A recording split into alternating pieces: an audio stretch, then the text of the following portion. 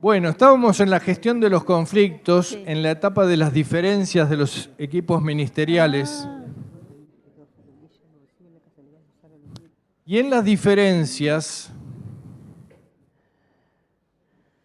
surgen situaciones conflictivas y por ende conversaciones difíciles. Conversaciones que muchas veces no afrontamos. Pablo y Bernabé no charlaron sobre esta situación que Marcos o tal vez estaba por ir o cuando se fue.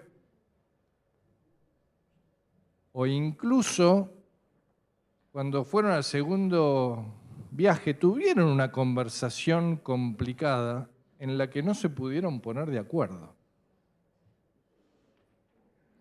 A veces con estas conversaciones las postergamos casi indefinidamente.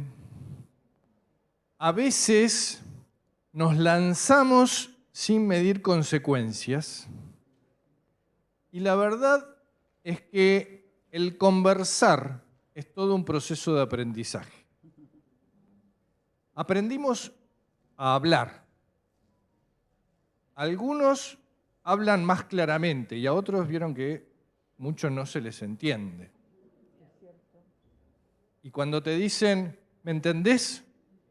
Y a veces uno le da muchas ganas de decir, la verdad que no, ¿por qué no empezás de vuelta, no? Bueno, pero hablamos de alguna manera. Conversar es mucho más complicado, porque conversar implica la vinculación con el otro. Hablar es un monólogo, conversar es con el otro. Y cuando encima el tema o la cuestión hace que la conversación nos parezca que es más difícil, esto, además de aprender, requiere entrenamiento.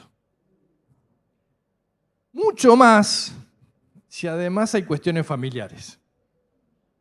Porque Bernabé y Marcos, algunas Biblias dicen que eran sobrino y tío y otras dicen que eran primos. Definitivamente eran parientes. Y el tema de las relaciones familiares en los equipos ministeriales tiene un aditamento mayor. Ni más simple ni más complicado. El tema siempre es el mismo. Es cómo cuidamos los vínculos, cómo cuidamos las relaciones. Si no gestionamos los conflictos, sea en la familia, sea en el equipo ministerial, sea la familia metida en el equipo ministerial, sea el equipo ministerial metida en la familia, y no afrontamos las conversaciones difíciles, y la verdad que es difícil. Bueno, el tema de las conversaciones difíciles es que no existe una conversación difícil por sí misma, si no estereotipamos a la cuestión, sino que las conversaciones que nos resultan difíciles a cada uno de nosotros. Gente, hagámonos cargo. Porque la conversación difícil queda ahí en una entelequia, en el éter. La conversación me resulta a mí difícil. Y ahí me pongo yo, de cuerpo presente, haciéndome cargo de lo que estoy sintiendo y de alguna manera con esto que me está generando. Ahora, la conversación se hace mucho más difícil si encima vulneramos la autoestima. Y yo no sé si Pablo había captado que Marcos era un ayudante. Y por ahí pretendía que ya tuviera la madurez y la adultez de alguien que había recorrido la vida. ¿Te das cuenta de este pibito? Ninguneo. Si eso lo escucha, y bueno, la autoestima, empiezan las heridas, los traumas y todo lo que Elba nos contó, como peludo de regalo, como dirían, ¿no? Digamos, porque no es algo mío, sino que lo estoy recibiendo también del contexto. Y por otro lado, cuando buscamos un culpable. En realidad, cuando buscamos un culpable es como la de Juan el Bautista, buscan la cabeza. Y la verdad que no es cuestión de buscar. ¿Quién fue? Y no, la verdad que no va por ahí, sino qué nos pasó.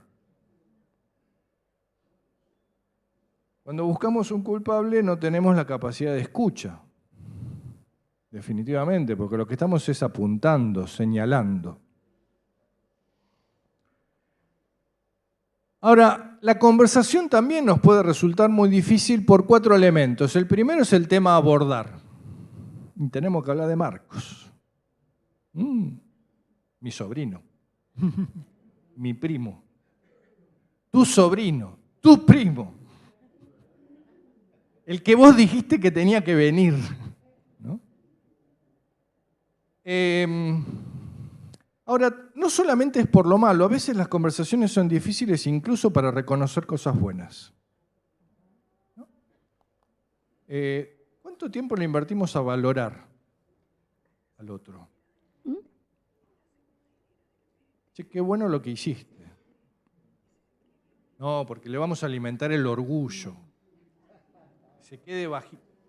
Sí, pero qué bien que nos hace la palmada, ¿no es cierto? Porque nos da ánimo. Y si nos gusta a nosotros, ¿por qué vamos a ser tacaños en darle al otro? Entonces, el tema es una cuestión. El segundo es el vínculo con la persona. No, y es el pastor. ¿Cómo le voy a decir esto al pastor? Y no, pero mirá, es un líder de hace tantos años. ¿Cómo vamos a encarar esto? Y cuando se cronifica, mucho peor. A los temas hay que apuntarles cuanto más pronto mejor. Cuanto más tarde, definitivamente, peor. Porque conversación que no tuvimos genera otra situación que generaría otra conversación, pero que no podemos encarar porque no tuvimos la conversación anterior. Y finalmente un día explotamos. Y cuando explotamos, lo hacemos de la peor forma. Y ahora me traes esto de hace 15 años. Lo tenía acá. Por miedo a las posibles consecuencias. Y no me va a querer más. Se va a ir de la iglesia. Se va a ir de la iglesia.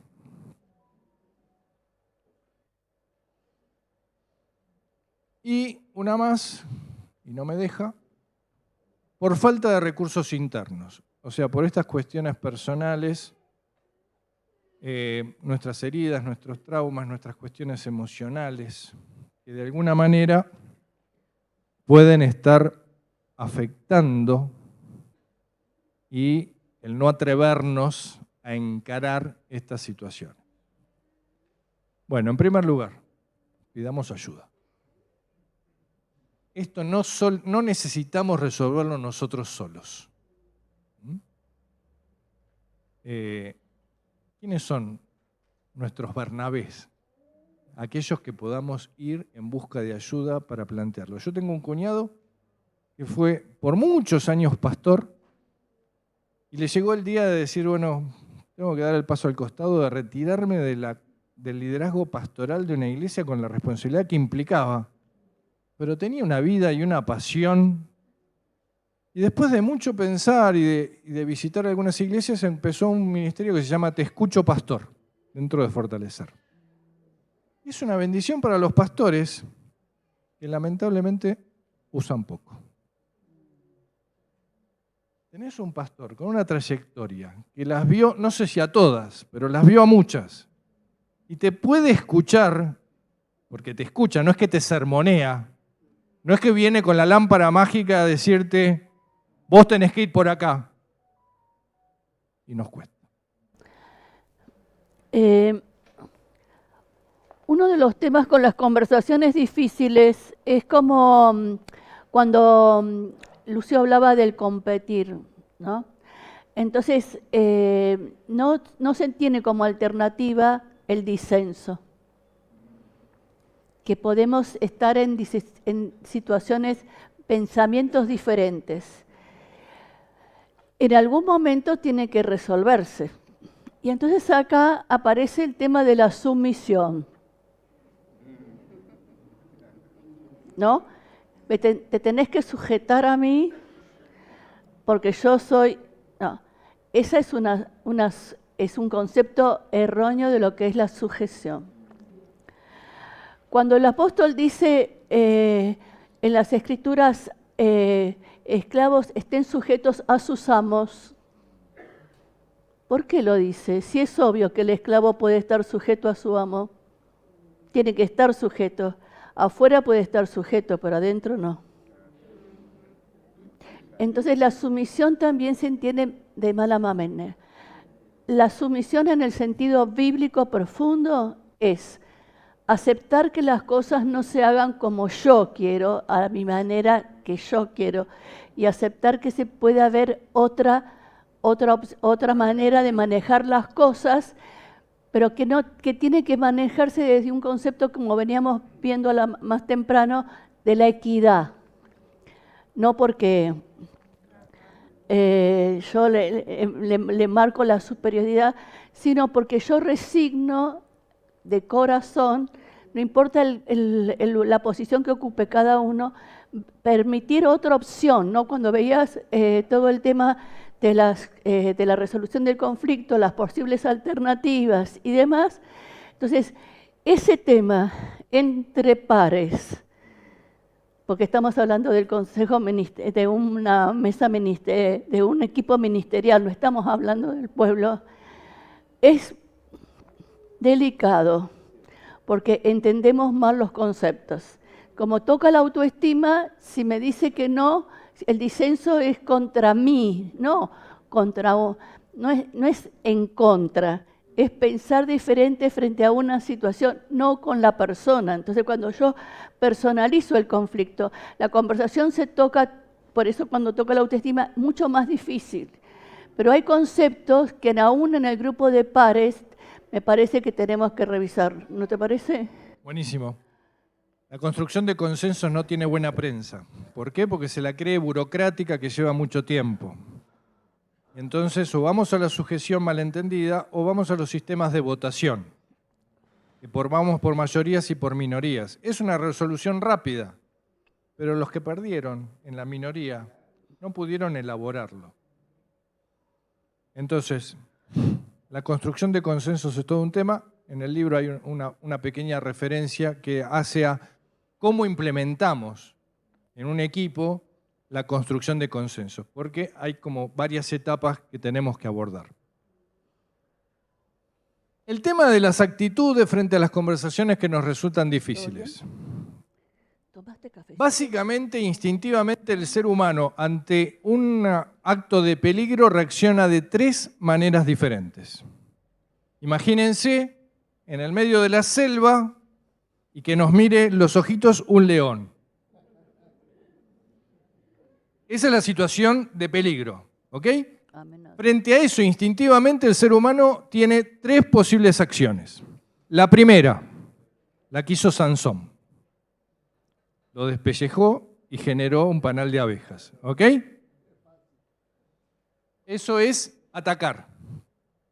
Atacar tiene que ver con decir lo que pensamos sin lugar a opciones de ningún tipo. Ataco, voy con lo mío y me siguen o se acaba el mundo. Está también la de huir, que es la que yo haría frente al león, ¿no? Yo saldría corriendo y trataría de estar bien calzado para correr rápido. El huir significa cortar la relación. No. Con Bernabé no se puede hablar. Me voy con Silas. Huir, corto la relación. En realidad, entre Pablo y Bernabé después no la cortaron, ¿no es cierto? Pero digo, es la reacción a, no le hablo más. Muchas familias están rotas por estas cuestiones. Muchas comunidades de fe se han roto por estas cuestiones. Muchos equipos ministeriales se han roto por esta cuestión. Por no poder abordar las diferencias. Por no poder abordar de una manera adecuada las dificultades. A veces no tenemos los recursos internos de vuelta necesitamos pedir ayuda. Elba, en todos estos encuentros que tuvimos para preparar el encuentro de hoy, me iba contando cantidad de experiencias, de situaciones en las que ella va trabajando para que los equipos ministeriales tengan recursos saludables para encarar estas dificultades. Y la otra es esconderse. O sea, es hacer esto. Lo evito. No corto relación. ¿Qué tal, hermano? ¿Cómo está? ¿Todo bien? No. Entonces lo evito. Y no encaro la situación.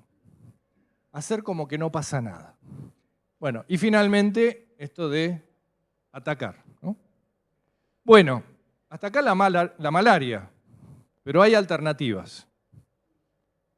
Una conversación se hace mucho más llevadera si se pasa de la culpa a la contribución. O sea, en lugar de buscar una cabeza, pongo yo la cabeza en este sentido, en este sentido de cuerpo presente, para ver qué tengo yo para aportar. Pero también, Lucio, en el tema de la contribución es pensar en qué pude haber contribuido yo al conflicto. Porque la culpa pone la pelota en la cancha del otro. Pero me tengo que poder examinar si había alguna actitud de parte mía que podría haber contribuido a esa situación. Entonces, la contribución tiene dos partes, ¿no? Lo que decía Lucio, en qué tengo que transformar en mí para poder alcanzar la resolución, y también mirarme en qué puedo yo haber sido parte de esa situación. A veces puede ser una mala interpretación, que yo malinterpreté mal una actitud del otro y a partir de ahí me hice toda una historia y entonces desde ahí, desde estos esquemas mentales yo funciono y llevo la cosa a como dice Lucio, no entendiste nada, ¿no? Entonces después de todo un rollo, llego a la conclusión que no entendí nada, ¿no? Entonces, porque estas cosas muchas veces pasan en lo interpersonal también, ¿no es cierto? Por ejemplo, había una chica que siempre vivía haciendo dieta, entonces ella siempre comía churrasquito y ensalada. Pero estaba en pareja con un hombre que le gustaba la comida elaborada, el guisito le encantaba, ¿no? Bueno, entonces él quería el guisito y no soportaba que ella comiera el bife con la ensalada. Entonces para él el amor estaba puesto en el guisito, no en el vínculo. Entonces a veces nosotros ponemos el énfasis entonces nunca se iban a poner de acuerdo. ¿Entiende? Entonces ponemos el énfasis en un concepto, nos paramos en un lugar y estamos mirando la cuestión desde otro lado y no considerando que el tema es el vínculo, no qué come cada uno. ¿Sí? Bueno. Buenísimo. En la conversación, poner un poco es que no existe la paz si existen resentimientos.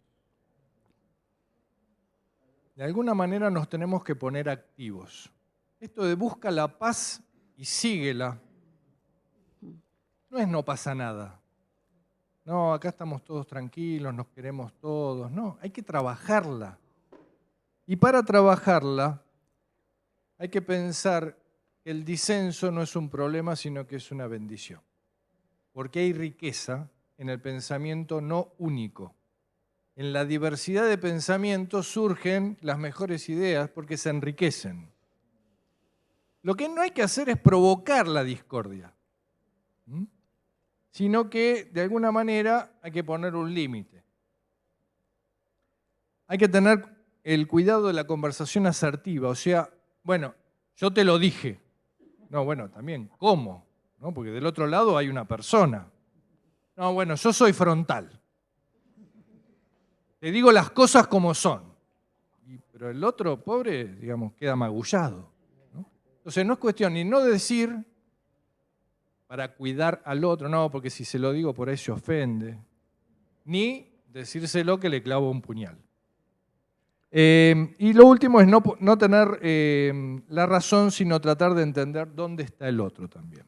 Bueno, metodología para hacer esto. 6 fases. La primera, hay que prepararnos. Para una conversación que nos resulta difícil no la podemos improvisar. Cuanto más preparado tengamos las ideas, y para preparar las ideas lo mejor es escribirlas, porque cuando uno las escribe y después las lee, decir no entendí nada, hasta ni yo leyéndolo qué quise decir. Entonces, escribiéndolo, descargo lo que está en mi cabeza, lo pongo en un papel y el papel después me puede volver a hablar. Si no, me quedan los pensamientos y los pensamientos se me van. Bueno, no encaremos una conversación que nos resulta difícil sin prepararla. En segundo lugar, hay que construir el ambiente para esa conversación y ese ambiente se construye muchas veces preparando preguntas al otro.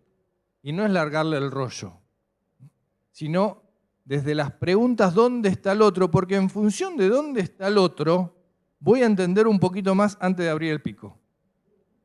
Recién después voy a la exploración que tiene que ver con ofrecer este punto de vista y mostrar nuestra visión. Perdón, el explorar tiene que ver con las preguntas, el construir tiene que ver con el ambiente y el mostrar tiene que ver con mi punto de vista, mi posición, mi historia. Un ejercicio buenísimo para hacer es que de algún hecho que hayamos transcurrido, cada uno narre su propia historia. No saben las sorpresas que se van a dar. El mismo hecho contado por personas distintas son historias completamente distintas. ¿Por qué? Porque cada uno las ve desde su propio lugar. Entonces, ¿hay una historia? No. Es la historia de acuerdo a cómo la viví yo. Estamos acostumbrados a pensar que la historia es una, porque estudiamos historia, y en realidad la historia la escriben los vencedores.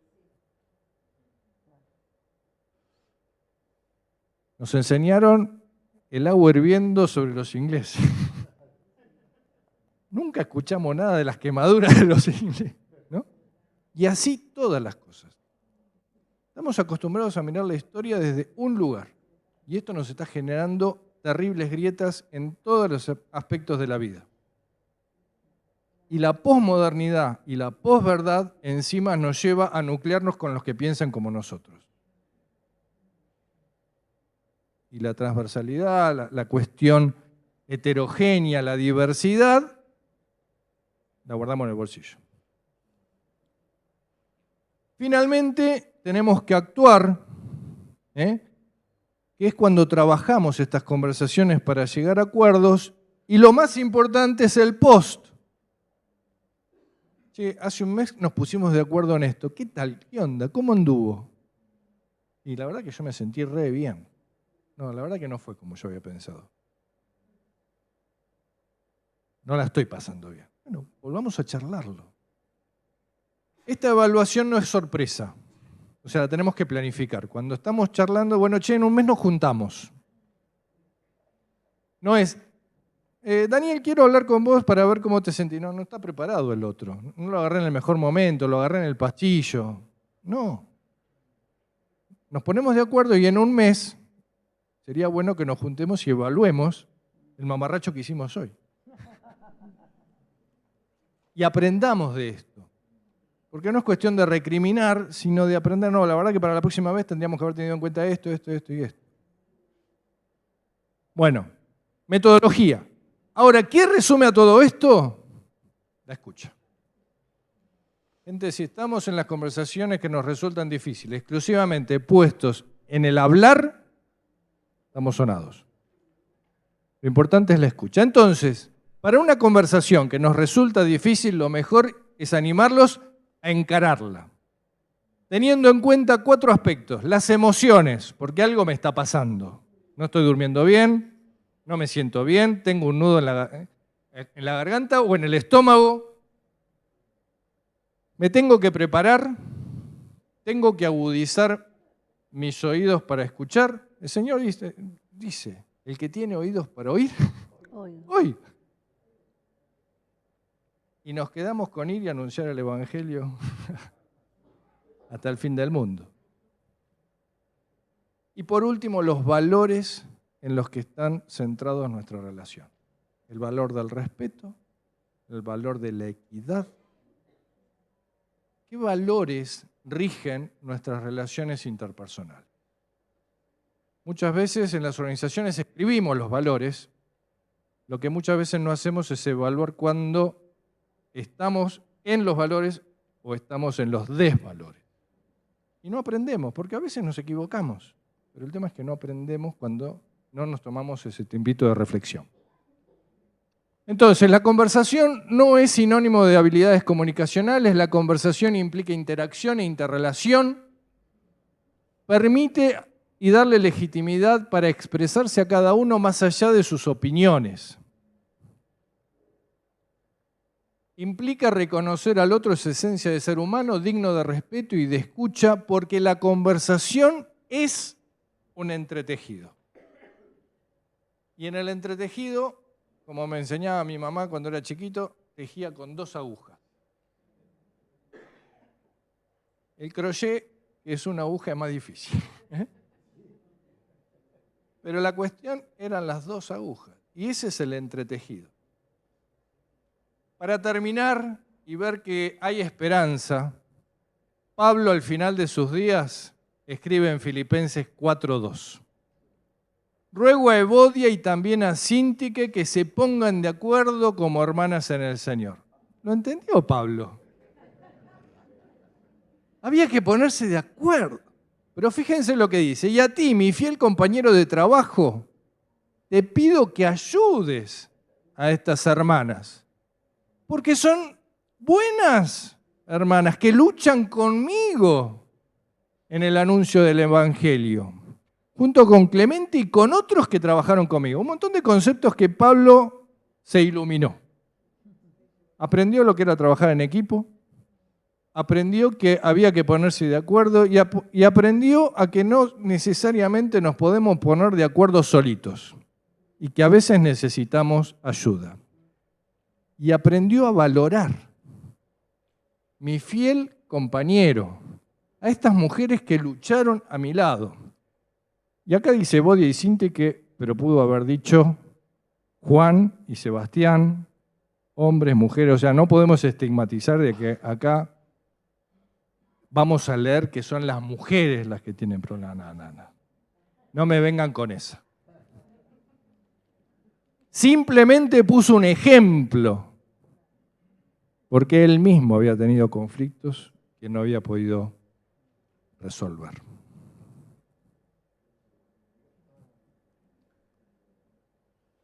Bien, vamos a tener que pasar a la última etapa. La normalización y el rendimiento ya se los comenté así como muy al pasar y vamos a la última etapa. Elba, le costaba que sacrifiquemos cosas.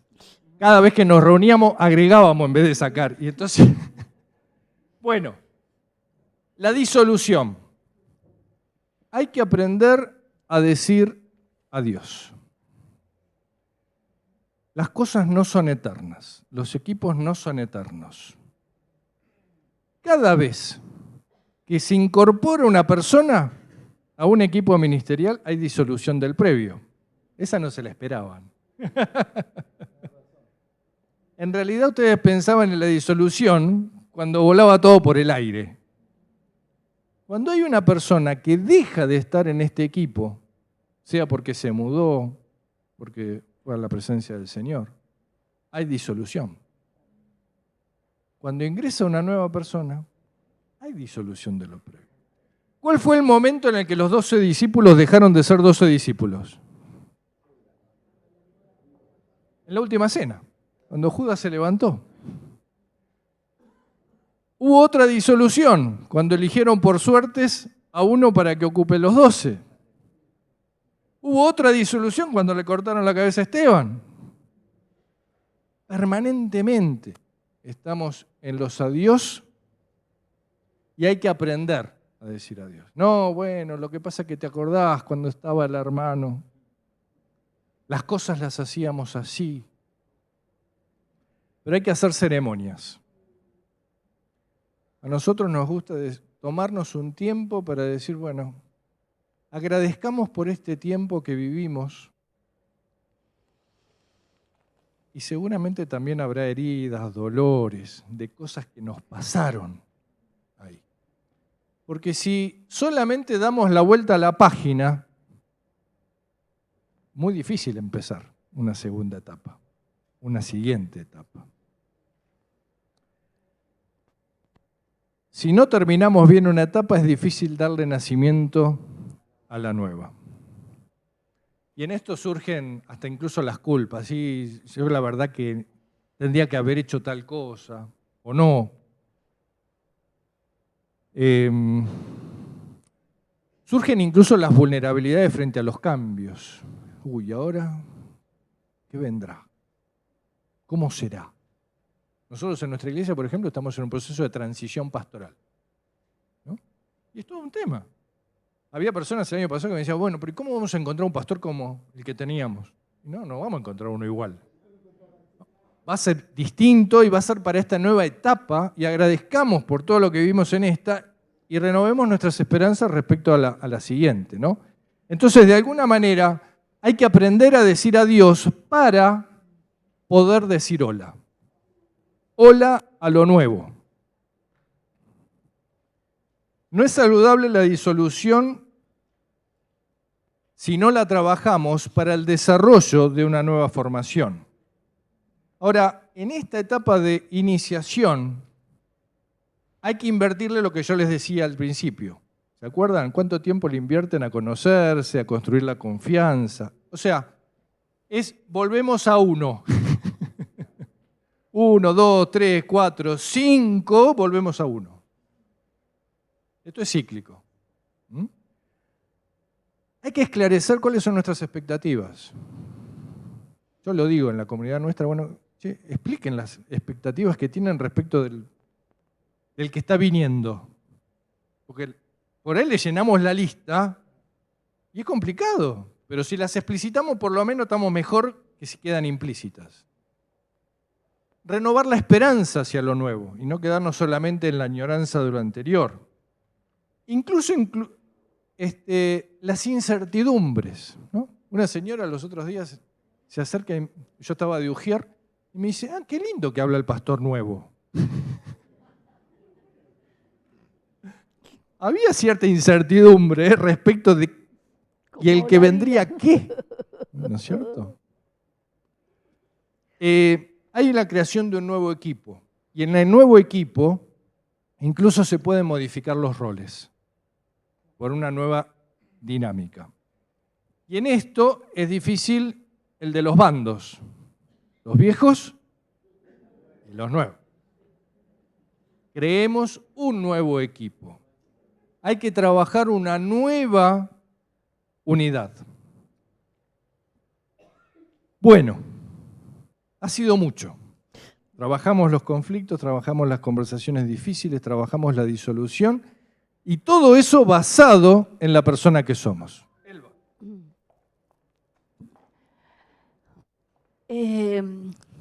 Para cada una de estas cosas, quizás sería un tema ministrar sobre las conversaciones difíciles, otro tema ministrar con la disolución y la recreación del equipo, pero el tiempo no nos da.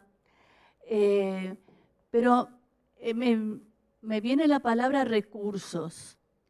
Entonces, quiero que usted piense en este tiempo cuáles son los recursos personales internos que tiene para enfrentar tanto las conversaciones difíciles como la renovación del equipo. Pero también para darle gracias a Dios, ¿no es cierto? Pero también, ¿cuál le falta? ¿En qué tendría que crecer? ¿Qué visión tendría que cambiar? ¿Cuál sería ese proceso de transformación interna para que le podamos pedir al Espíritu Santo que nos capacite en eso, pero que también que tomemos la responsabilidad de capacitarnos personalmente nosotros, ¿no es cierto? Entonces, tenemos que poder saber que también en el equipo ministerial o en la tarea que hagamos hay un proceso de capacitación continua, porque las cosas van cambiando y no podemos, no, porque nosotros, ¿se acuerdan cuando se dejó de usar el himnario y se pensaron los coritos? A la gente le cambiaron el mundo.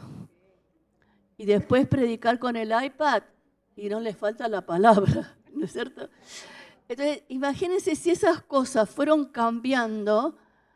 Me decía una señora en la época del himnario, yo no me puedo ir a la iglesia solamente con la... Me falta el himnario. Como si fuese el escudo de la fe para poder funcionar. Entonces nos van a faltar esas cosas y tenemos que evaluar si son verdaderas, necesarias o no. Pero volvamos a este tema. Seamos honestos delante del Señor. Reconozcamos las capacidades que Él nos ha dado, pero también seamos honestos para pedirle al Señor que nos capacite en aquellas cosas que necesitamos aumentar. La escucha, el ver al otro, la persona sana en el otro, lo que sea que el Espíritu Santo le vaya mostrando. ¿Oramos? Señor, vos querés equipar a tu pueblo y vos querés que sea un pueblo sano para que pueda, Señor, realmente ser un testimonio coherente en la sociedad. Y nosotros, Señor, venimos cada uno con su historia, con sus posibilidades, y realmente reconocemos, Señor, que si bien nos has dado recursos internos, tenemos que seguir creciendo en ellos para poder tener equipos maduros y saludables. Dígale al Señor y dele gracias a usted ahora por todos aquellos recursos que siente que fue adquiriendo a lo largo de su vida. De qué manera se ha podido ir capacitando y generando recursos para enfrentar las diferentes situaciones en el ministerio.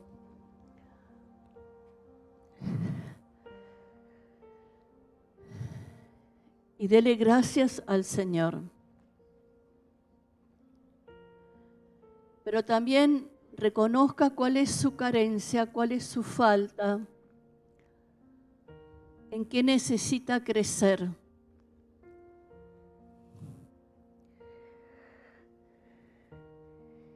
Y como la palabra dice que si nos faltan, pidámoselo a Dios, que Él nos va a dar.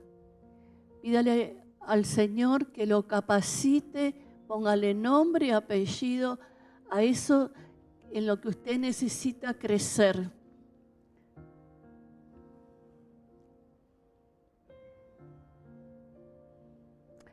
En algunas personas va a ser ampliar la visión que tienen de las situaciones, porque viven con una visión reducida, limitada.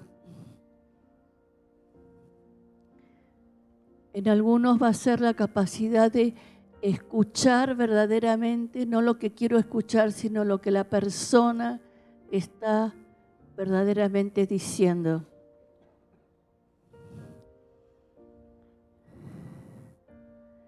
Algunos le están pidiendo al Señor discernimiento para entender claramente las situaciones.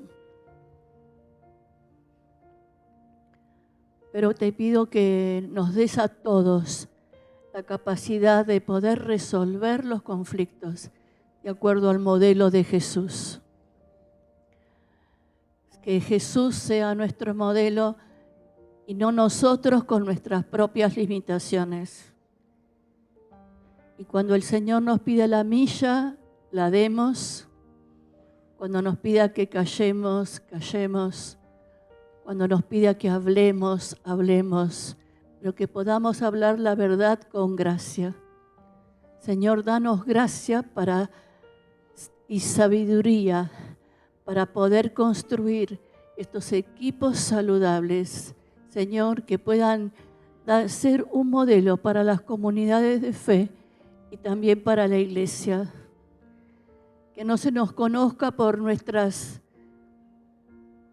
carencias, que no se nos conozca por nuestros conflictos, sino que seamos un faro y una luz en medio de una sociedad que necesita verdad, gracia y sabiduría. En el nombre de Jesús. Amén y amén. No terminé, ¿eh? No terminé todavía. Me falta un poquito. Entonces queremos cerrar con esto. La próxima. ¿Qué me llevo? ¿Qué se llevan hoy de acá?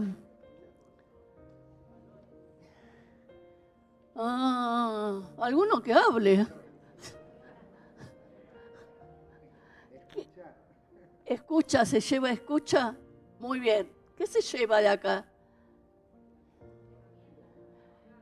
Más fuerte porque no te escucho. Herramientas. Muy bien. ¿Vos? Aprendizaje.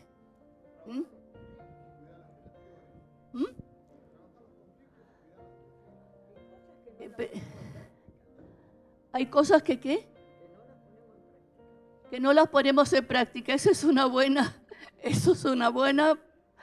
conclusión, Poner en práctica, porque el proverbio dice, el que aprende y pone en práctica lo aprendido, se estima a sí mismo y prospera. Entonces no las ponemos en práctica. Sí, ponga en práctica. Muy bien, ¿qué más? ¿Qué me lleva? Muy bien. Y entonces, la siguiente. ¿Qué preguntas me llevo para seguir trabajando? Escríbalas. ¿Qué preguntas se lleva? Póngale las notas de su celular. ¿No? ¿Qué preguntas se lleva? Eso es importante. Porque si no tenemos preguntas... Y ahí había un póster que decía, cuando aprendí todas las respuestas de la vida, me cambiaron todas las preguntas. Y siempre pasa así. Entonces, claro, estamos muy acostumbrados a esperar respuestas y no hacernos preguntas. ¿No es cierto? Muy bien. La otra. ¿Qué cargas pude identificar para poder buscar ayuda para seguir expandiendo lo saludable en mi vida? Ese es otro, ¿Qué cargas pude identificar?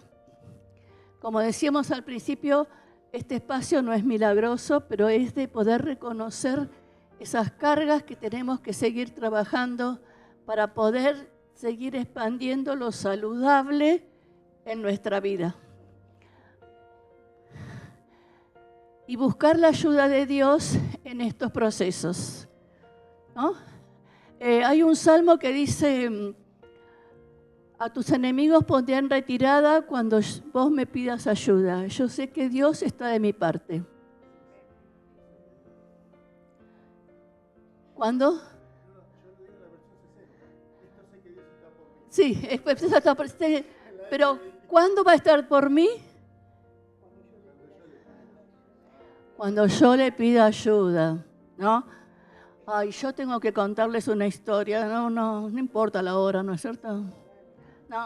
No, porque hace muchos años atrás estuvo Reinhard Bonnke en la Argentina y entonces contó una anécdota que no me la olvido, que era un hombre que tiene que ver con esto, un hombre que se había comprado una casa y estaba todo feliz con la casa, que estaba re linda, la había dejado bárbara.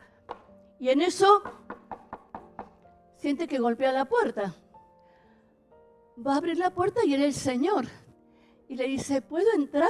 Sí, Señor. ¿Cómo no vas a entrar? Vení, lo acomodó. No, mira, la mejor habitación está en el piso de arriba. Una habitación con suite que daba al jardín. Señor, este es tu lugar. Estoy feliz que estés conmigo. Bueno, bárbaro, le dijo el Señor. Cuando llegó la noche, lo invitó a cenar al Señor, comieron, no más bien, se fueron a acostar. Tipo 4 de la mañana, golpean la puerta. Dice, ¿pero quién será a esta hora? El hombre baja, abre la puerta, se le metió el diablo. Y estuvo peleando con el diablo hasta las 10 de la mañana.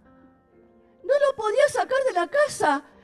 Entonces cuando se fue, ya se lo pudo echar, se sentó en el escalón de la escalera. Dice, Señor, yo acá abajo peleando por el diablo y vos allá arriba. Este es el lugar que me diste, le dijo el Señor.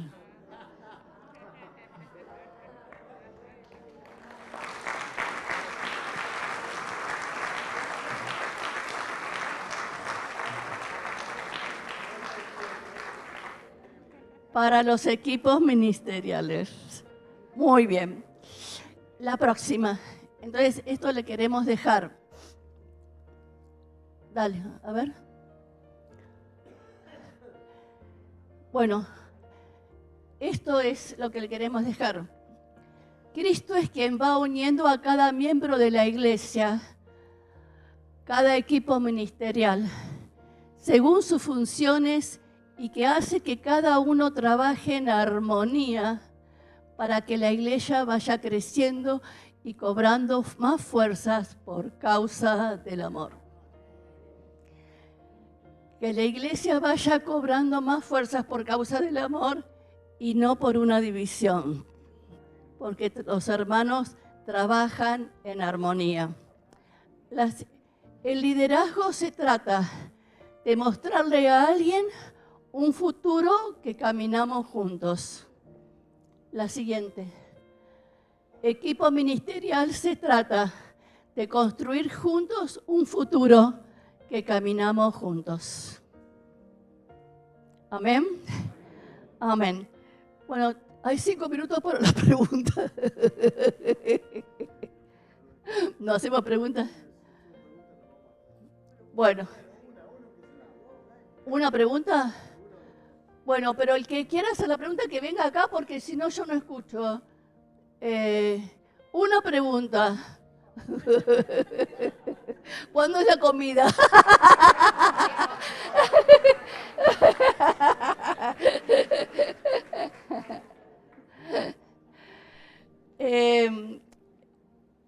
Si ustedes no. ¿Ahí viene alguien? No, callan para siempre, me parece acá. Así que, pero lo que nosotros queremos dejar es agradecerles la oportunidad que nos dieron y de poder compartir. Fue un momento muy lindo poder compartir lo que el Señor había puesto en nuestro corazón y tienen material para seguir trabajando. Así que tienen que seguir capacitándose en las conversaciones difíciles, en la renovación de los equipos, que son cuestiones que no hablamos habitualmente, pero que hacen a la salud del equipo. Así que el Señor los bendiga.